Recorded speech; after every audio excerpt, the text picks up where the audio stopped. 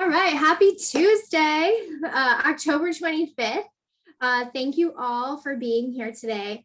I'm Kate Giovanbattista, the founder of Beyond Maine. I recognize a lot of you on the call, but for those that are new, I'm the founder of Beyond Maine, which is a shop local online marketplace. And so our software really helps communities aggregate their small businesses into one centralized location that customers, local residents, or visitors can enjoy searching, browsing, and shopping with local stores.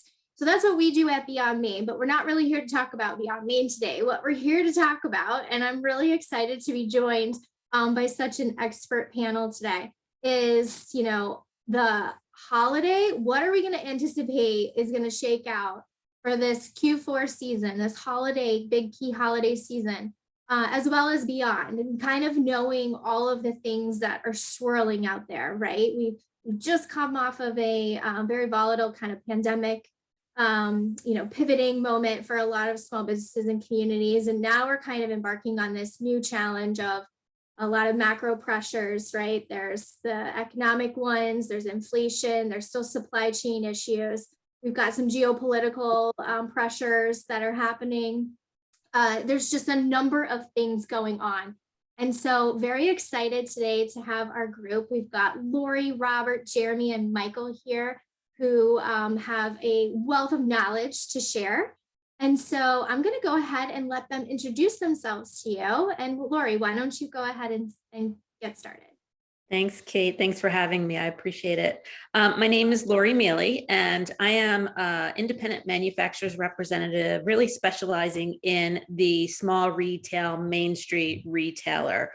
I started my career way back when in B2B, and then worked with my husband also in a completely different industry as a manufacturer's rep, and then joined a New Jersey-based jewelry company as their brand manager, where I really focused on working with reps that were out there calling on the independent retailers, and then turned that into a stint going out on the road myself as a manufacturer's rep. So now I'm independent. I work with 2 rep groups as well as independent manufacturers. So I'm out in the field almost every day working with those same customers that Beyond Maine supports with their software. So I get to see it, hear it, and feel it on a daily basis. So I'm looking forward to the discussion today. And I'm going to turn it over to Jeremy, who can introduce himself. Thanks, Lori. Jeremy Renna. I am the managing partner of Anner Consulting, a retail consultancy that helps bring brands into major retailers. So the big business side of things, after 20 years at Macy's and 4 years at Lid Sports Group, decided to start that up. So we get a chance to see how the big macro impacts are occurring. Full disclosure, I'm also excited and honored to be the Chief Revenue Officer of Beyond Maine. So driving the small business side of things and taking the skills that I learned from maybe Robert Arancio and others over 25 years and bringing them to small businesses around the country. Michael? Thank you, Jeremy. My name is Michael Byrne with MJB Consulting. My firm was founded in 2002. We're based in 2 places, New York City and the San Francisco Bay Area. Work with clients across the U.S., as well as Canada and the U.K. A lot of work in downtowns and main streets, although not exclusively. And clients range from public to nonprofit to private, municipalities, business improvement districts, Main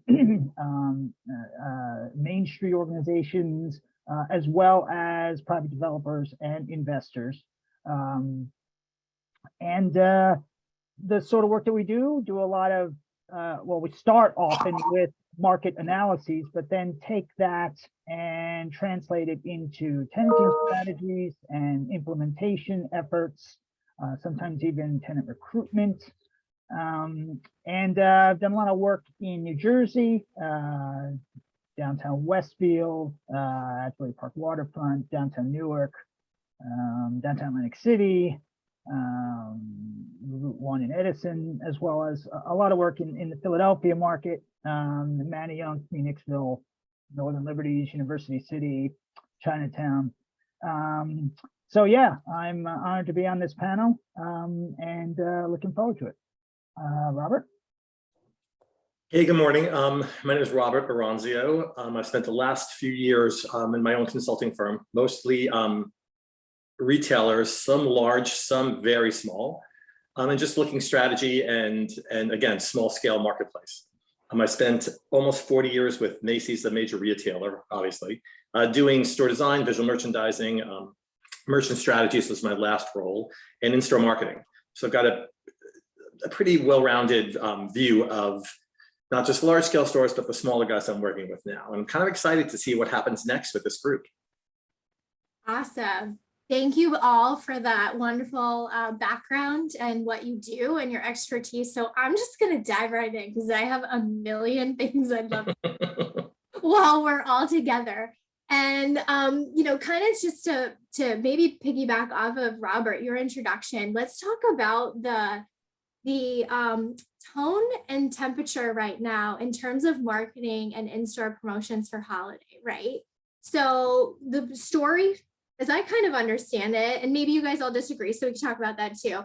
The pandemic created a lot of supply chain and logistical like challenges, right? Now, as we look at sort of the goods landscape, a lot of retailers are sort of overstocked. And you're beginning to see a lot of hyper promotional activity, right? Amazon added another Prime Day. You're starting to see, you know, deals and specials where, you know, historically the shopping season has really kind of kicked off mid-November, right? And then lasted through the the big week, right? The Black Friday, Small Business Saturday, Cyber Monday, Giving Tuesday has really kind of been like the density where it all sort of boils up. But what we're seeing now is a little bit more of like a spreading out, right, of the holiday season. It started earlier. It started in early October or even September. Let's talk a little bit about what you guys are seeing on the promotional environment, and then maybe even kind of weave in what are some solutions that you think that Main Street retailers should consider in terms of how they're approaching holiday in terms of marketing and promoting their business. Who wants to kick it off? I'll jump in initially just to kind of get the ball rolling, if that's okay. Yeah. Listen, I think you go back to the pandemic just for a second to level set. You ran into a spot where stores closed and there were a lot of goods still on the shelves, right? And everybody stopped, every retailer stopped, picked up the phone to their vendors and said, we're not paying you for those goods, right? They were net 30, net 60 goods. They're going to be net whenever goods. We don't know when we're reopening, right? And it stretched the bounds so much so that people are talking in terms of net 120 now, as almost as a standard business term, which is insane, right? I give you the product, you sell the product in a normal turn scenario, which takes, call it 30 days, right? You hold on to that money, you buy, you pay your people, you do all that stuff. You don't owe the vendor the money until way later, right? It's horrible for vendor relations. So we kind of reset that boundary. Now the downside of that, so that seems good for the retailer, bad for the brand. So now you play through till last Christmas. Last Christmas, goods were all on the water, right? And we said normally what retailers would do, having the sword and the anvil, they would cut those goods and say, sorry, you didn't get them here in time. That's a cancel, right? But having just burned that bridge to the 120 before, right? They didn't have the opportunity to do that. They're going to totally blow it. The risk to the retailer's business is now huge, right? So they say, fine, I'll take the goods at whatever discount, whatever, we'll figure it out, right? Whenever they come. So last Christmas was as blah a Christmas as you've ever seen. Basics, basics, basics, no newness, blah, blah, blah. Now you come around to this year and you're getting all those goods in July, right? And we have to find our way through this glut, be it markdowns, be it layaway, which is a 1950s strategy, if not earlier, right? There's, I think Sears and Roebuck like was all over the layaway. Don't you think like the buy now, pay later is sort of just like the reemergence of layaway? Yes. Yes, Yes, right. the same Okay, strategy. so let's, Except that that's you in get play, the that's in goods. Yeah, right Yeah. now, but with that, you get the goods. With layaway, you didn't get Right. them until you finish paying. correct, Yeah. yes, modern layaway. Modern- Oh, sorry, didn't mean to interrupt your flow. I just No, wanted to thank mention that. Gratification layaway. Instant gratification layaway, yeah. Yeah, Yeah. exactly. So now you're in this spot where we have to figure out our way. Big business and small business has to figure out a way through this glut. So if you're TJX or you're Macy's Backstage or you're Nordstrom Rack, those guys ought to be salivating, and they are, knowing those guys, that they are waiting for those goods. They're goods that would have gone to retail, to regular retail, and then come to Nordstrom Rack, or come to those places that are just cutting the corner and going straight into those spots, Mhm. right? Right. So the big deal here, though, is average unit retail. Last year, because there were no goods, we saw a raise in average unit retail. So people bought fewer units, but paid more for them. And that's how Christmas was a bump, right? We're going to have the opposite effect. So we talk, well, I'm sure you'll get into inflation later. We ought to have a deflationary effect because prices ought to come down, right?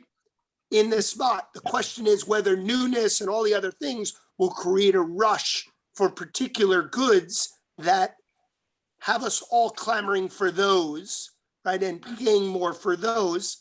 That still remains to be seen. I think I got to get in stores and see more assortments. But I kicked Lori, it off. Go ahead.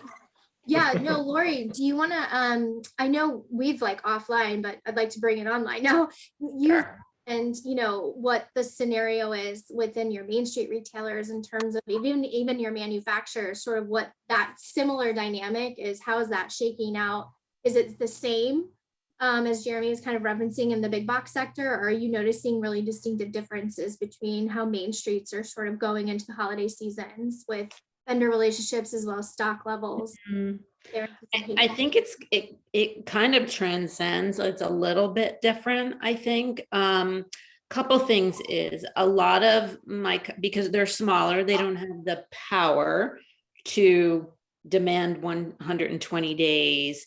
A lot of them last spring, early spring after Christmas, were getting in their Christmas goods, right? Because they were so delayed. And they decided, well, I don't know what's going to happen next year. So I'm just going to keep them and I'm going to put them in the back room if I have room, or I'm going to put them in my garage at home and I'm going to keep them because I don't know what's going to happen next year. And now what they're seeing is like, okay, I have all these goods that I'm going to bring back out now because I got them last year. And so they've slowed down. This is the small retailer. They've not had to place orders this year. So that's one thing. They've got this glut of inventory because they accepted the product, even though it was March, or it showed up in June or July. So that's one thing.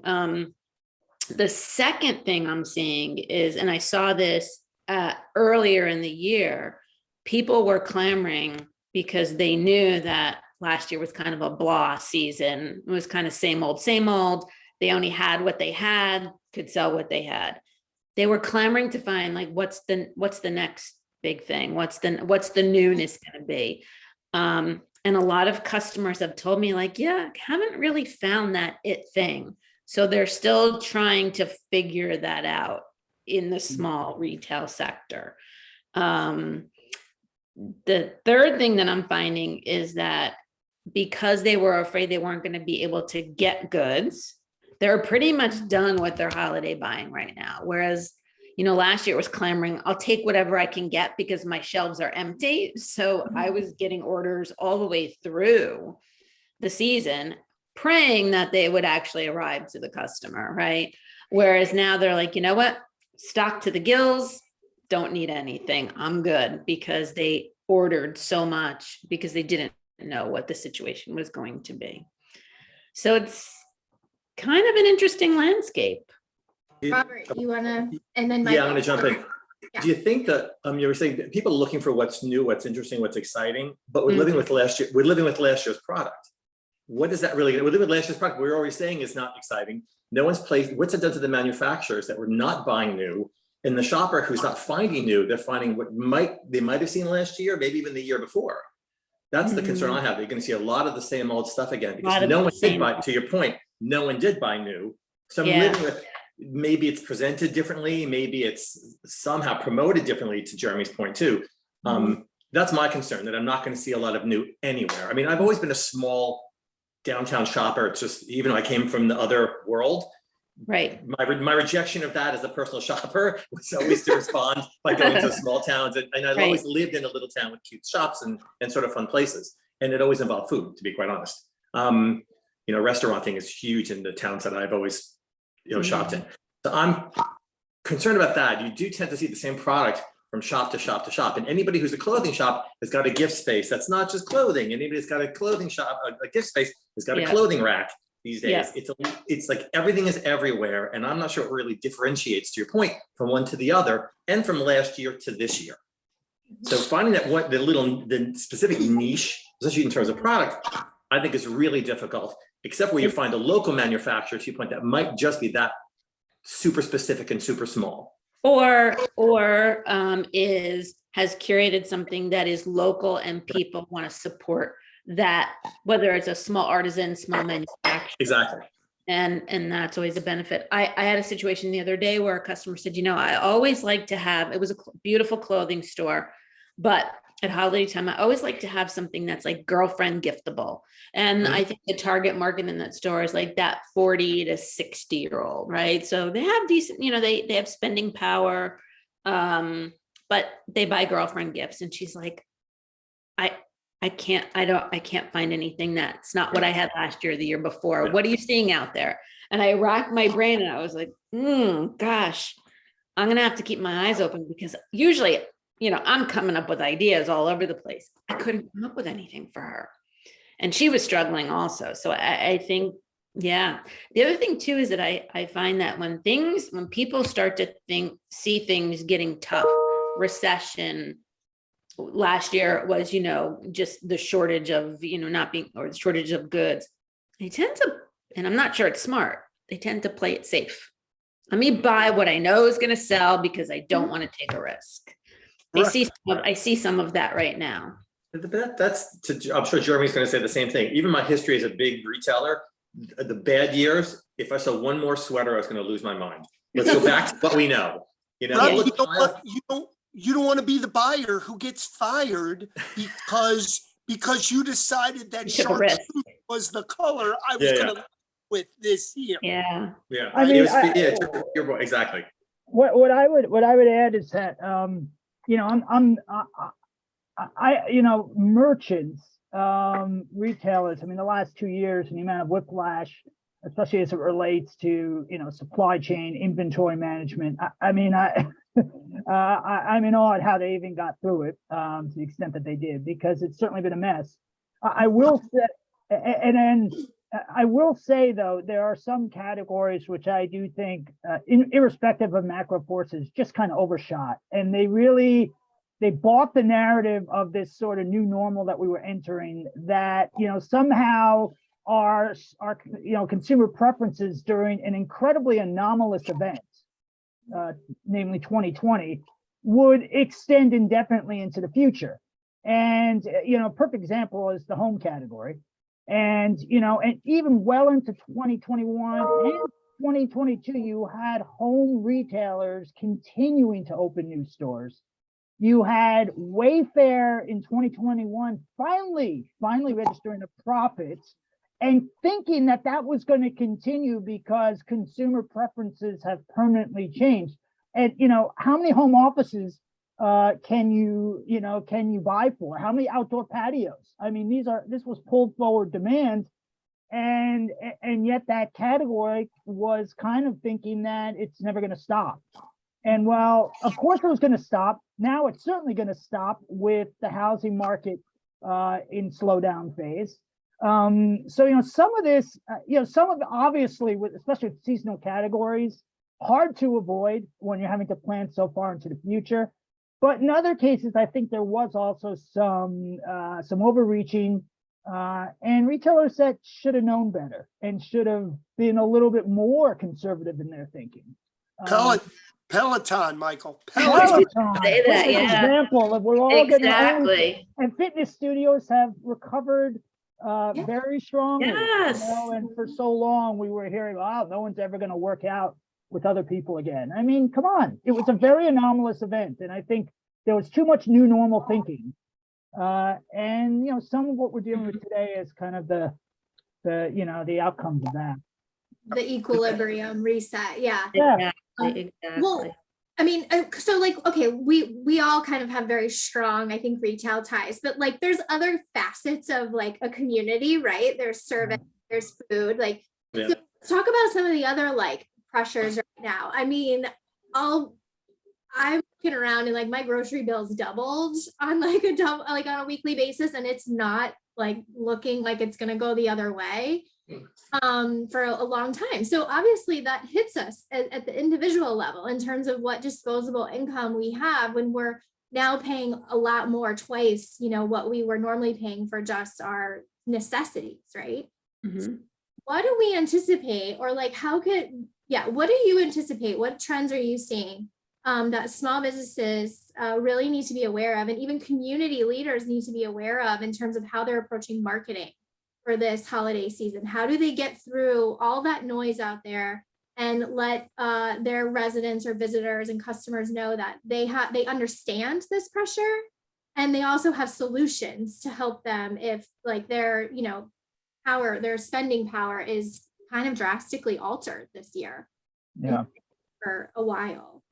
I mean, we'll start with, there's long been a bifurcation in demand, right? But we're certainly seeing it in stark relief right now. I mean, when you're paying such a percentage of your income, in groceries and gas, there's not much left over. On the other hand, spending by higher income cohorts has remained very strong. And so there's, and also that, and there was a Wall Street Journal article on this morning, that the cash on hand for higher income folks is still, is still very, very large. So I'm not sure that's even going to shift all that soon. So that's kind of as a framing for consumer spending. It's definitely, dependent on what your market is. Mm-hmm. Yeah, we were at a conference. Kate and I were at a conference a few weeks ago, and the Kenny Dickler, who's the CEO of Wheels Up, which is a private jet firm, right, was talking about, hey, it's only $17,500 a year plus an annual membership of $8,500, and for $23,000 you can get a flight down to Florida from New York. And it's like, he's like, but guys, there's so much money out there at the higher tiers. Yeah. I think, coming back to Kate, I've never done this before. I've only recently in this environment done it. There is actually a markdown aisle in the meat section in the supermarket. Who knew? But I bought 50 off ground meat 2 nights ago with 2 days left on the date, froze it, and I'm like, inflation this. Yeah. I got this. This is a cheaper price than I've paid in years, right? Yeah. Because remember that inflation has 2 pieces here. There's the impact on the retail. There's obviously the impact on us, but there's the impact on the retailer. The retailer paid for these goods. If they can't get rid of the goods, especially if they're perishable, they'd rather get something than nothing. We always do this as we go through these cycles. The customer, the educated consumer is our best customer, right? Yeah. We started quote Cy Nice Sims. New York reference. Yeah. Right? But we get smarter and we go, wait a second, right? The advent of private brand, especially in supermarkets, came out of the stagflation of the 1970s. Yeah. We wanted to buy I want that can of soup, but I don't want to pay Campbell $3 for that can of soup.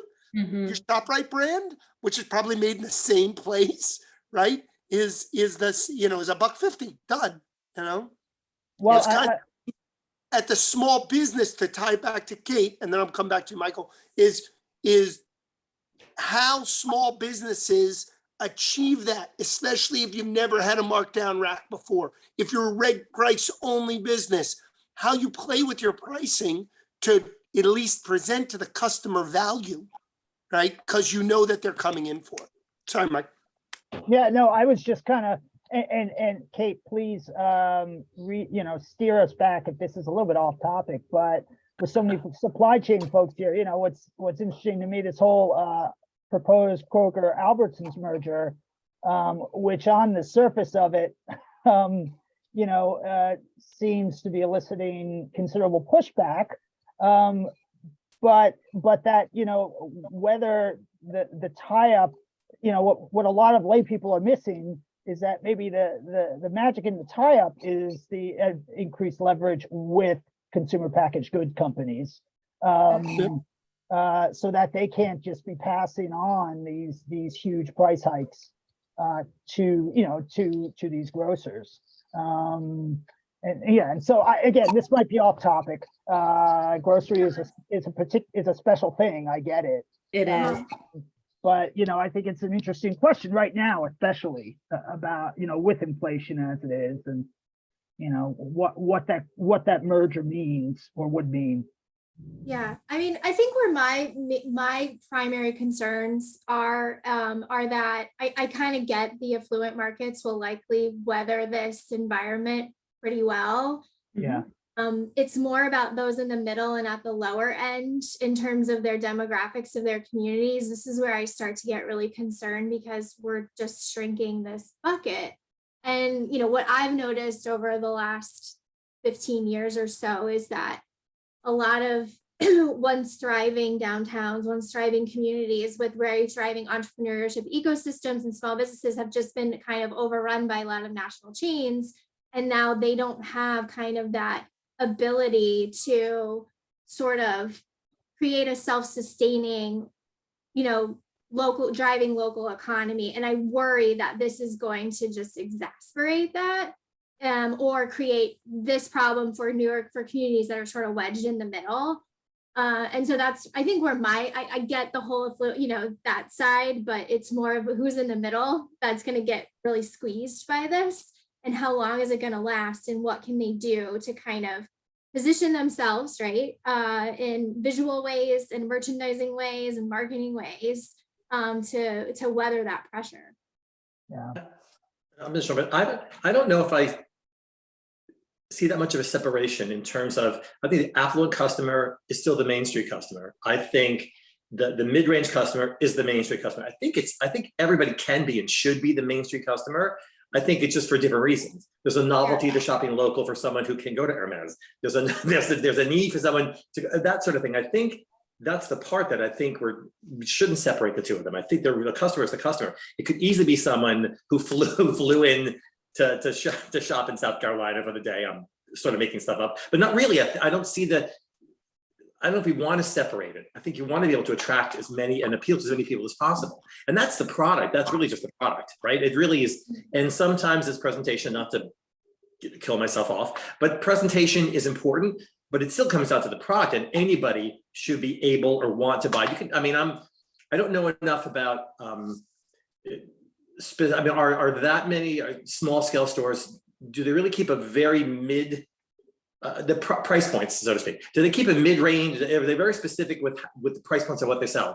Or is there a vast range of pricing from low to high that a single location or single store, single small scale company can sell? Do you know what I mean? Is it that varied in terms of price pointing?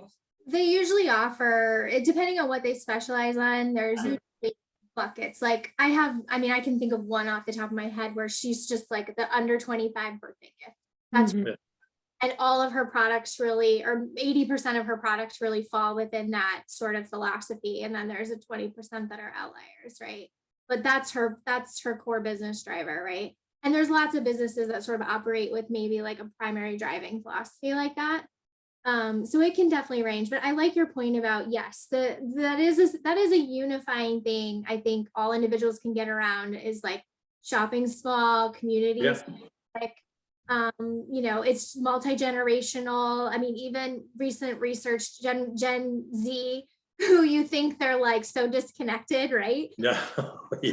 Very in tune and want to support local businesses. They want to find that special and unique things. They're not necessarily like just so digitally native that's what they have a different process, right? But it's a unifying thing. It's still one of the top drivers that shopping and supporting small business is important to them, and sustainability is important to them. And that's just, a younger sector. And we know that transcends over millennials, X, and boomers, right? Well, I kind of push back on some of that about them Okay. being, but I don't know if it's, I know that's the kind of assumption that Gen Z is all about sustainability. I'm not sure that's borne out in the numbers. If you look at the rise of Shein and, I mean, it's not that fast fashion's disappearing. It's that the Right. fast fashion leaders are changing, and I think that's, but anyway, that's kind of an aside. I had something to say about that, but Lori, I know you haven't spoken in a while, so if you had something to say, Oh. I wanted to cede to you. It's all good. Couple things, and kind of in two different buckets, I guess. So when I'm out, people are asking me all the time when I'm in store. So what are you hearing? What are other retailers saying? Everybody agrees that this is probably the first holiday season that people are going to be gathering. Last year, we had a surge in the virus and a lot of get-togethers got canceled.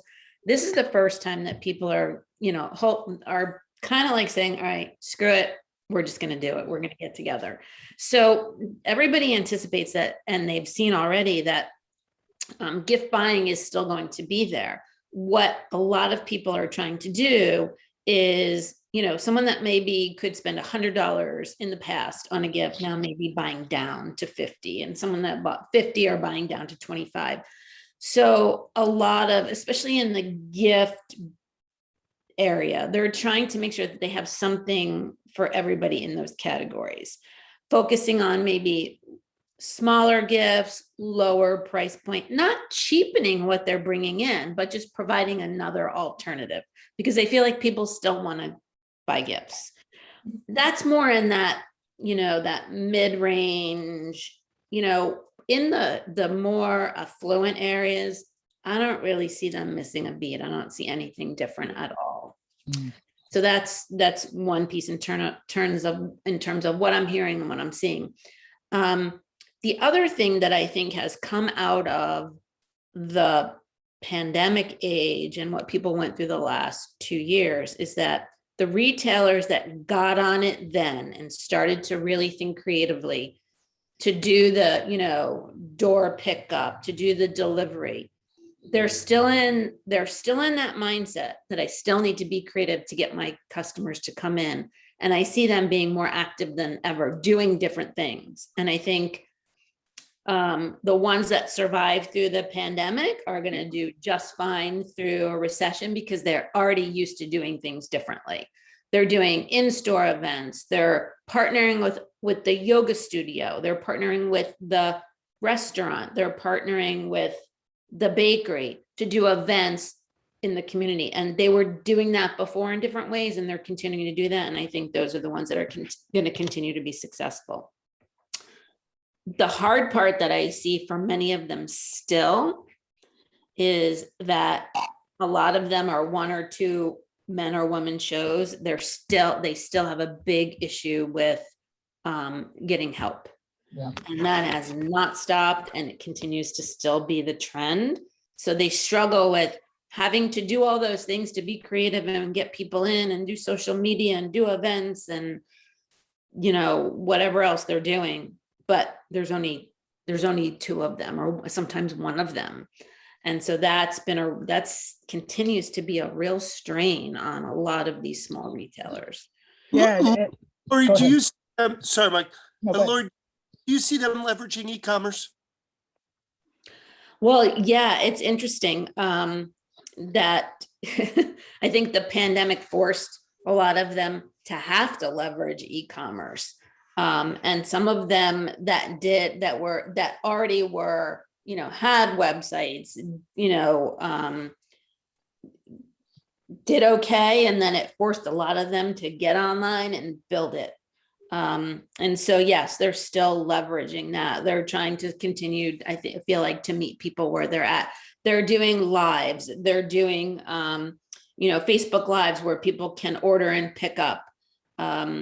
Yeah, I see a lot of that with the ones that, are successful, and they have to, and they're doing those things again with very little help. Sometimes the owners are doing, those social media things, and then leveraging e-commerce, as a side from that. So I'm going to they jump in a have, second. they have to. We have a couple of local retailers here. I can tell you this, I've done, between the town I'm in, the town I spent some time working in with a few retailers. The busiest places are the Real, those sort of places. And they're not necessarily using employees to do that. They're paying commission to people who are live Instagramming their product, modeling and fashion and all that stuff. And that's sort of how to really get the, because that one person, that one contract person can work 4 different locations. There's a local resale place here in town where I live that's hugely popular. It is packed all the time. Their online existence is enormous. And it's because they've got 3 people, not necessarily young influencers, but who have done styling and done other things, who now will actually wear, model, and, show on their Instagram feed as well as the stores. And they're getting a small commission, smaller than if they work physically in the location. Right. But they can work in multiple locations. So that's sort of how to be able to manage that without having to literally hire someone who, you probably can't find, to your point, these days, right. And that's the most interesting thing I'm seeing. That's one person, much to what we're talking about Beyond Main, one person who can manage multiple locations and multiple ideas through one point of contact. Yeah, I know of one retailer that probably, it must be 4 times a week, has just local moms that come in and introduce, unbox things and show new product. And she does amazing, just because it's local people showing the local audience what's new in the store. Drives a ton of business. So the ones that are standing back doing nothing, it doesn't work anymore. Michael, do you have any thoughts on the employee challenges and workforce sort of shift? I just want to know if everybody went. I don't know if it's so much. I don't know if it's so much where they went as who's not coming in to replenish them. I do kind of, and I know this is a political sticky wicket, but the influence of reduced immigration now going on 6 years probably. And what that's done to the workforce, especially in hospitality and construction, and that doesn't really get as much attention as kind of trendy notions like the Great Resignation or what have you. But I have to wonder whether that's really what's undergirding. I agree. Yeah, it's interesting. Yeah, that, and just I'm sure there are a lot of people making transitions because we've just been through one hell of an experience, and that, well, we're not even through it, and that's, but I've got to think that it's not so much people leaving jobs as there's no one to take their place like there has been in the past. Correct. Um, I'm seeing that in stores, especially in slower times, like closing, a couple days a week, where they were open 6 days. Now it's only, maybe it's, shorter hours, or closed on Mondays, or not opening on Sundays like they used to. So, because they just don't have manpower. Yeah, there are 4 to 5 day work weeks here in terms of retail. I've got local stores here where I am, and even a few towns that I'll visit and get to, it's Thursday, Friday, Saturday, Sunday. That's it. It is truly, it's like every town is suddenly a weekend town, even though it's not. It's something, everybody's a weekend go away town, and it's maybe Wednesday, and the hours to open are varied. It's 11-ish, that sort of thing. It's really narrowed down. I mean, Jeremy, you and I lived through this. I can't tell you how many times the Sunday hours of Macy's changed: 10, 11, 11, 12, 12 to 1, depending on how the traffic, would come. That's how we altered every other year. Sunday hours change in every store because nobody showed up till 11. Why am I paying people from 10 on? So if you look at it, it really is that specific. But again, that's how something that the online existence of these guys can do the business Monday, Tuesday, Wednesday, if you're not opening till Thursday. I think that should be the draw. Yeah, and I think the disconnect is, between the demand for labor and the supply of it is perhaps most extreme in seasonal / second home communities, which have always relied to a large degree on labor from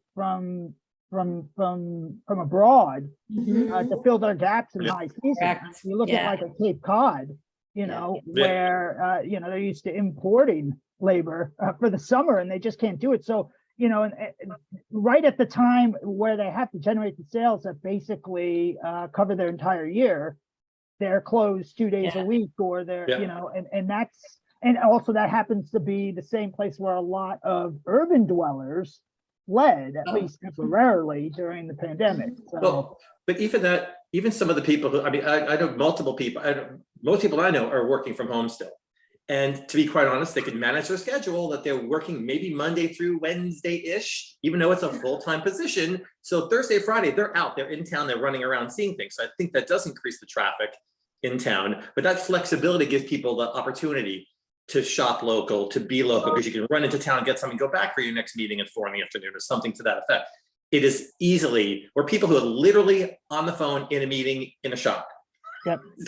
I've been through that before. People talking to me, who are you talking to? Oh, they're on a phone call, having a meeting, excuse me, that sort of thing. It's so random, and I think it's still continuing. Granted, it might be the location I'm in, or that sort of thing. I'm sort of close to New York, but not really. It does have that effect, but I think that it's so freeform and so random that I think if each location really specify their hours based on what they typically do, and you're going to expand for Q4 and all that stuff, it's going to alter and change. You might do a Sunday again, but I think I think every location has to really be specific as to what they can do when they can do it. In other words, I'm going to open these 3 hours on Tuesday, those 3 hours on Friday. It's odd, but I think that's where this sort of process of this sort of Beyond Main idea really takes off. And how you can shop from right outside the door of the store. That's really what the point is. I think, to some extent, to have access to everything all the time, even though they're only open 4 days a week, because they can't really do it. I think, Robert, also there's a piece here that goes towards Main Street organizations, where Main Street organizations can really, where they used to maybe were trying to get their arms around folks who were going to other places and, hey, here's a farmer's market, here's something cool in town, come, right? Now, if people want to shop and they want to define the right spots and the where and when to shop, right? A Main Street organization could coalesce around events in more tactile ways, right? To say, this is, if you're in Vermont, this is the colors changing week, boom, like this is where we're gonna, and get small businesses to say, great, I'm gonna be open because I'm gonna have traffic, right? Because you're bringing me traffic.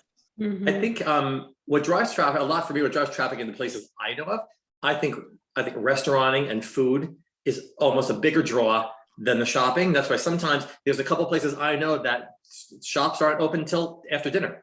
It's a walk around after dinner crowd. It's, there's places I know of that are afternoon and evening versus, the shop. They're going to attract the crowd that's wandering by after dinner or going for a cup of coffee or something like that. I spent some time with a company who does holiday decor and all that sort of thing, who started doing work with towns, not holiday, but to sort of turn the downtown into what felt like an event. What felt like, outside lighting and all this sort of thing that just sort of made all these these sudden cafes that are still living on, by the way, even though they don't have to, they're still all living on, and they're still blocking up the parking spaces. But it sort of made a downtown be an event to get to that's to eat. And then again, the shop hours altered somewhat around that. That's sort of, I think, what feels a little more like the future of a downtown moment to me, that it's going to be multi-situational, that it is dinner and shopping and sort of, that's at least that's how I've always felt like I've always been. Again, food is a driving force for me, so it's how I react. But I think that's kind of to what we're saying is specifying by business, by location, what's right for that town and that even sub-town. We have, a couple towns local that there's 2 separate sections and they're completely different in terms of how they operate.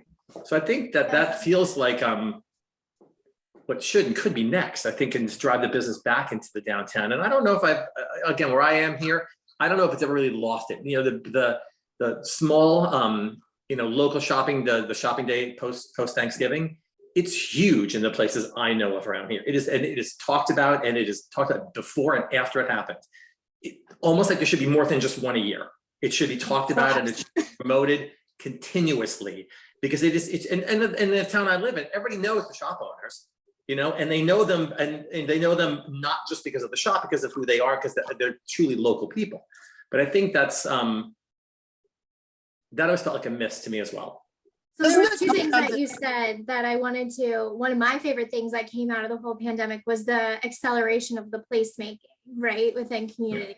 So that, as well as the emphasis on the shop local or shop small campaigns that are kind of a continuous effort. So Michael, I would love to get your thoughts on what you're kind of seeing on a broad stroke perspective, around placemaking, as well as these kind of shop local initiatives. Yeah, I think what I've always been intrigued by, the last 7 or 8 years have been a period of transition for the entire retail industry, right? I never bought the retail apocalypse narrative, but I do think there is a changing of the guard of sorts.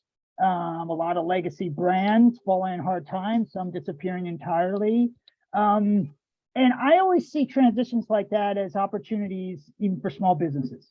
And, one example of, that I often trot out is the book selling industry, which, if you follow its trajectory over the last 30 years, has gone from Tom Hanks obliterating Meg Ryan's Shop Around the Corner to Amazon decimating Barnes & Noble and basically disappearing Borders, to starting in 2010, a year-over-year rise now for 12 years running in the number of independent bookstores.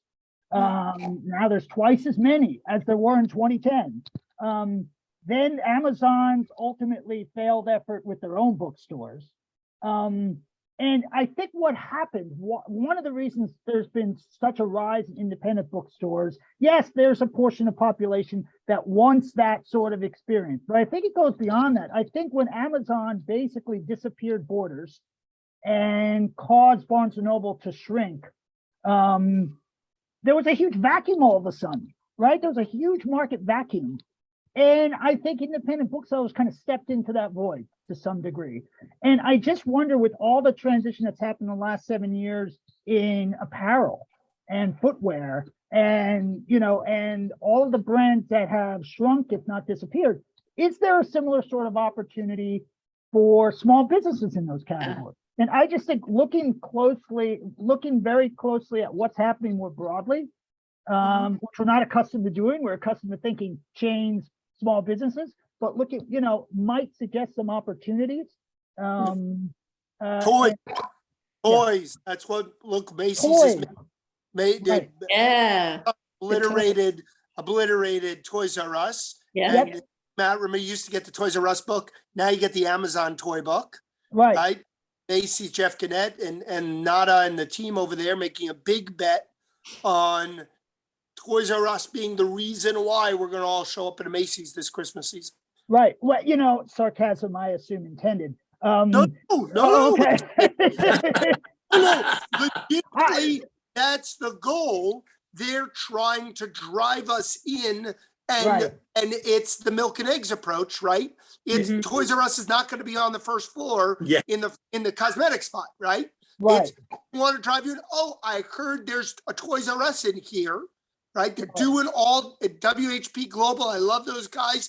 They've done an excellent job in putting it forward. They're putting their chips in the middle of the table. We'll see what happens. Yep. I mean, That's what Barnes & Noble did. Sporting goods. So you could see a similar sort of thing. Sporting goods. Well, and if you go back to in my first career, I mean, we used to have all small community banks, right? Right. Every town had their own bank, and that's where you banked at, First National of whatever.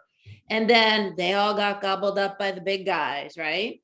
And then little by little, years went by, and now we're back to seeing smaller Community banks. Yep. community banks. Credit union. In the Yep. supermarket industry, right? So, it's cyclical, and I feel like everybody thinks bigger is better. And then after it happens, people are like, no, I don't want to shop in that 60,000 square foot store. I want to go to the 30,000, square foot store. So, I mean, maybe with Bed Bath and Beyond, if this is their last winter, maybe there's an opportunity in housewares. Yeah. And kitchenwares. I mean, that's going to leave a Yeah. vacuum. So yeah. But it's Mhm. actually, you say, you bring up Bed Bath, and Bed Bath is so interesting because Yeah. I've felt for years when I get the Bed Bath catalog in the mail, it might as well be an Amazon catalog. Yeah. There's nothing I can't buy. Oh, No, do I it's- even know how to access the Bed Bath app? Oh, I love Right. this. And I go on Amazon and I order it.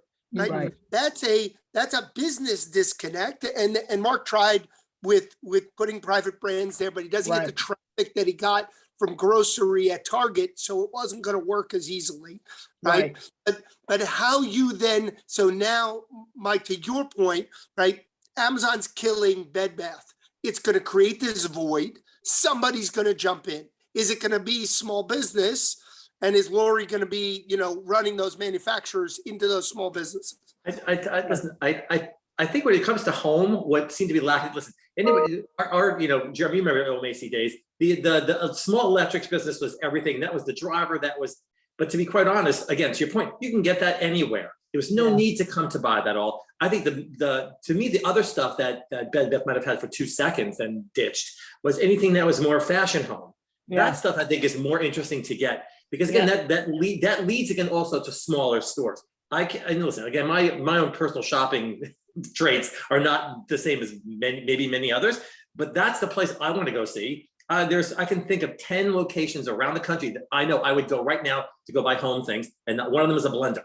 Who needs another blender? I've had 3 in my lifetime, and I'm 60. I don't need another blender. It just seems like that driving thing. That's why I think some of the anthropology idea is cool. Their home stuff, it skews a little bizarre to me sometimes, but I think that sort of location, but that goes to gift as well. You can gift a dumb little plate or a candlestick, and that feels cool. That's the stuff that I'll go to Amazon and buy a new toaster if God help me, I need another toaster someday.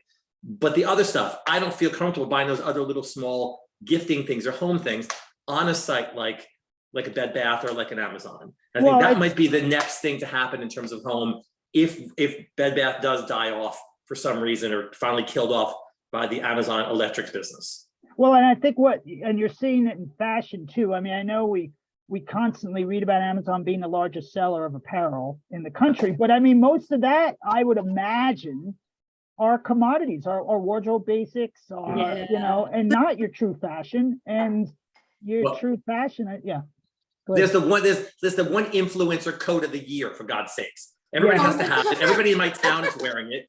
It's like they beat this one coat to death, and I haven't seen one yet. Or the knit hat with the pom-pom that everybody I knew, including the men, had to have one on. There's something that hits, and I don't know what it is. I don't know why it is, but somebody somewhere put this thing on, and something had to have it. Yep. That's bizarre to me. I don't Some understand influencer someplace, some random thing. Well, it just speaks to, and this is another area I get concerned about. It's the scale effect, right? That this online space has, and the micro-based businesses have been wedged out of that space. So it's, I'm going to bring us into the equation, but that's kind of like ultimately what we're trying to create, right? Yeah. A similar effect, but for locales and for small businesses, so that they can experience the same type of reach and scale effects eventually, just as some of these larger, online opportunities have. And Kate, it's not apples. It's not apples and apples either. I mean, I think what's really good about this, what's advantageous for small businesses is that they can succeed with this approach of filling some sort of vacuum without achieving the scale right? Right. You know, Yeah. they don't need to generate, enormous volume of sales for this to be a winner for them, and so we're really only talking a small little piece of the marketplace. So True. Okay, well, we're kind of closing in on our hour, and this has been such a vibrant discussion. I do want to just see if there's any questions from the audience, because we sort of ran over our Q&A time, but if anyone has a pressing question, feel free to come off mute, and we're, any of us would be happy to sort of like provide a thought. If not, then I have one final question for all of us as we wrap it up. Okay. All right. So questions, but if you had, well, I guess all these things considered, right? All these things considered, what are the primary advantages or opportunities do you see that small businesses and communities have going into this holiday season? What should they leverage for holiday? And then also, what should they think about leveraging, or what opportunities do you see primary opportunities for them to exist as we move into 2023? We'd love to get everyone's final thought, and then we'll say goodbye. All right, I'm jumping in. All right. Key item setup.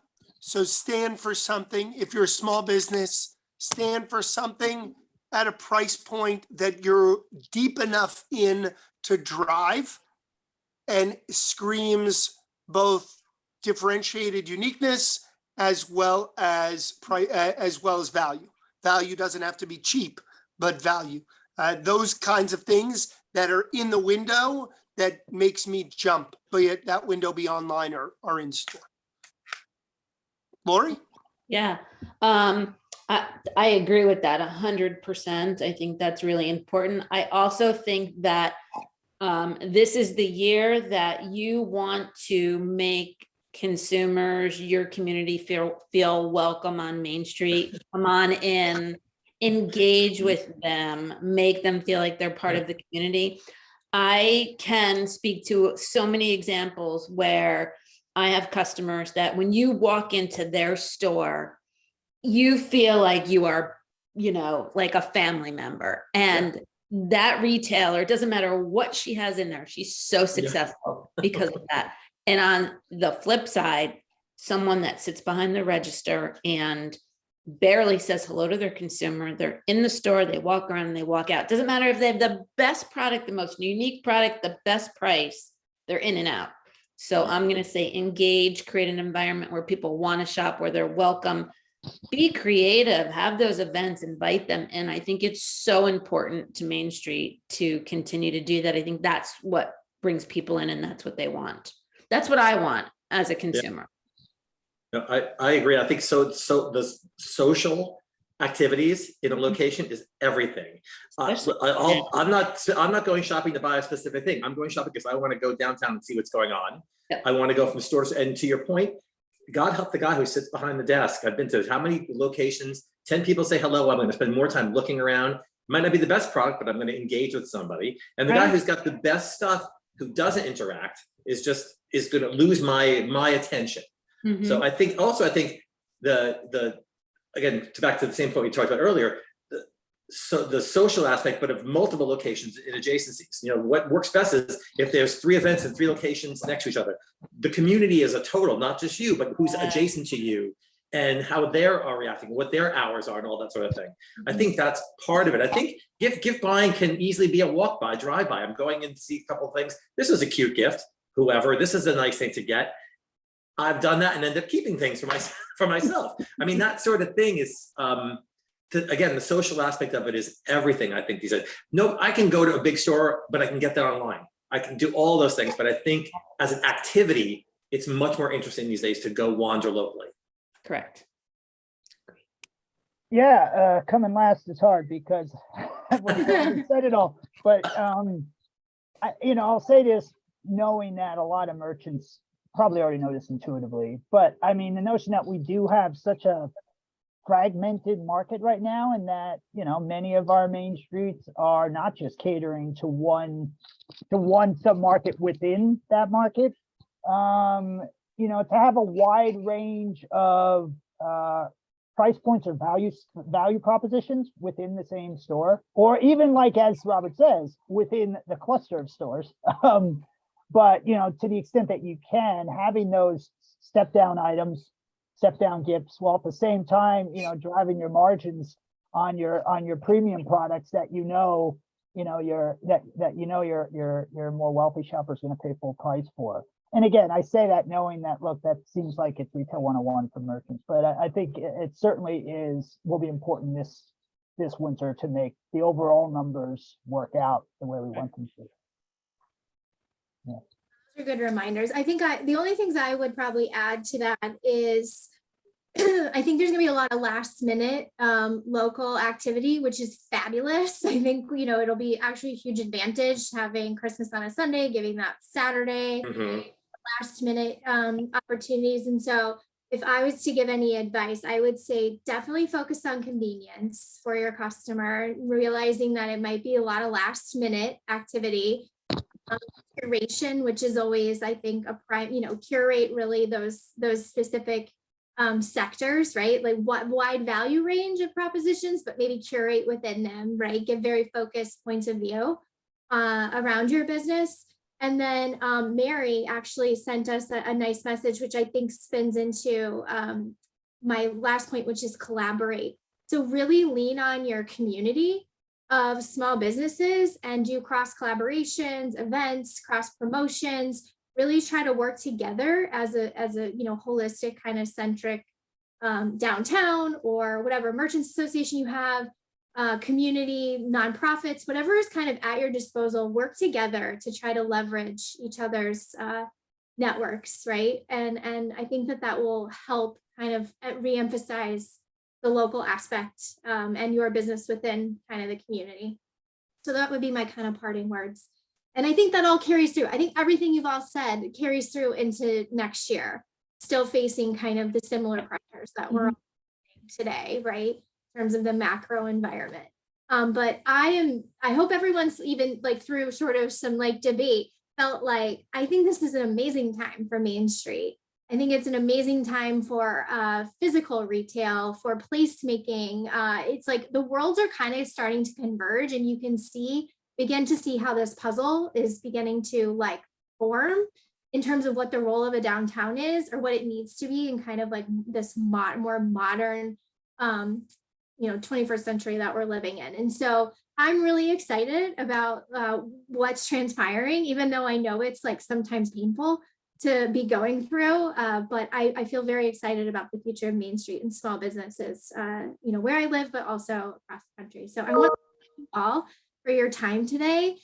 This has been a real joy. And so for those of us who, for those of you who are able to sit and listen in, I really appreciate you taking the time to spend this hour and 5 minutes. Sorry, we went a little long, but there will be a recording that's posted on our YouTube channel, and you'll get an email once that's live. And thank you all, Lori, Jeremy, Michael, Robert. I really appreciate your thoughts and perspective and for sharing. Thank you so much. Thanks, Thank you. everybody. Thank you, guys. Everybody, thank you. Bye.